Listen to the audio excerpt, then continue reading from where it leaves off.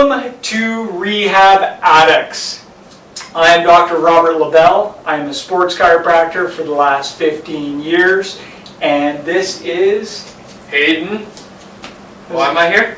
Yeah, we pulled you off the street. No, Hayden's a kin stretch instructor here at CCSR, and ultimately he is the body. He's got the movement patterns that are required to show us what everyday movement is required out of our body. This is our inaugural blog. Like I said, every day we see clients at CCSR and we see abnormal movement patterns and we're trying to help them. And this blog is aimed at demystifying body mechanics and the biomechanics associated with faulty movement patterns, and to give people the rehab necessary so that they can lead a healthy and active lifestyle. Follow us regularly as we're going to update you with new exercises, new videos that will show you the biomechanics necessary so that you can lead those healthy lifestyles. Follow us on social media so that you can lead a happy and pain-free lifestyle. This week's video, we're going to focus on the hips. These are the hula hooping hips. The hips are the primary movers of the body, and they're required for basic movement of locomotion. Basically, we need these guys to move. The two major movements we care about are hip flexion and hip extension. So the two major muscle groups we're going to go after today are the glutes and the hip flexors, which are in the front of the hips. Basically, you need to have a functional, flexible hips if you're going to want to have happy knees and a happy back. So let's go through the ranges of motion that we assess on a regular basis. First two ranges are squatting.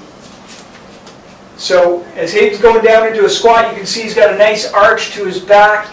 He's hinging into the hip properly. He's got a good knee flexion going on, and he's gone down a good fair ways. That's a healthy, happy hip because he's a rehab addict. Come on up, buddy. Let's show everybody what bad hip squatting looks like. As he's going down, he's starting to flex.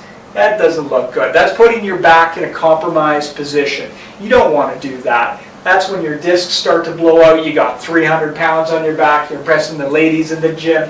But basically, you're coming down here and your back is just ready to blow out. The disc is going to pop out of your back, hit the wall, and bounce back and hit you into the back of the head. One thing that is really well known in hip flexion, in squatting come down, is what we call the butt wink. As he's coming down, what you can start to see here is the hip starts to flex forward and you've lost the arch in your back. Don't do that. Good.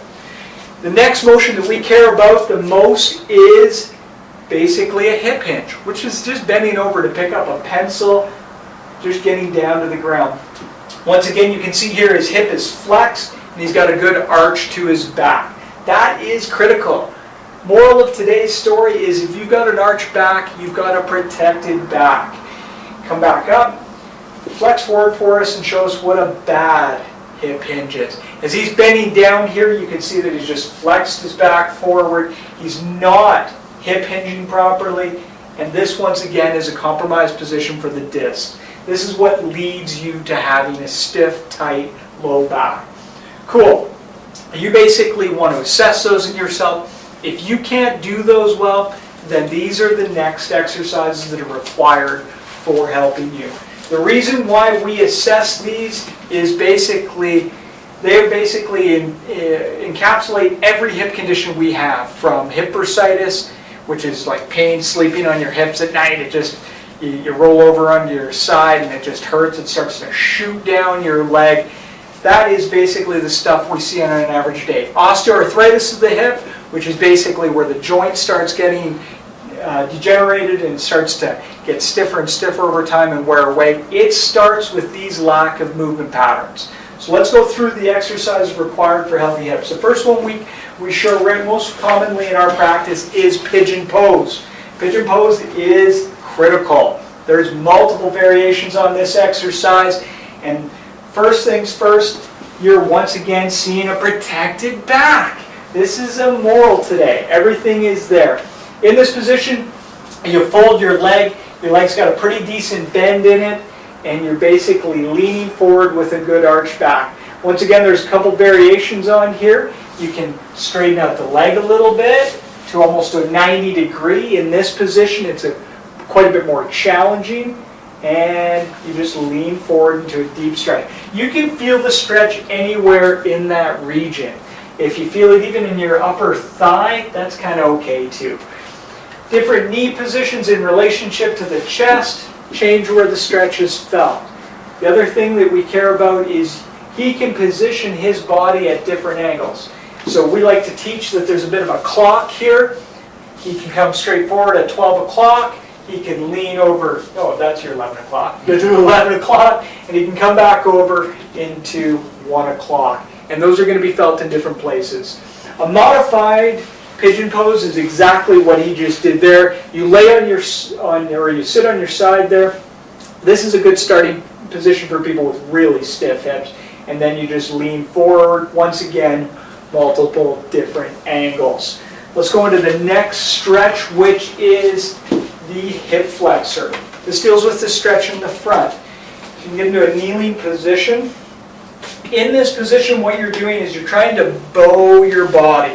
What that does is it gives a good stretch. The hip flexor is a critical muscle.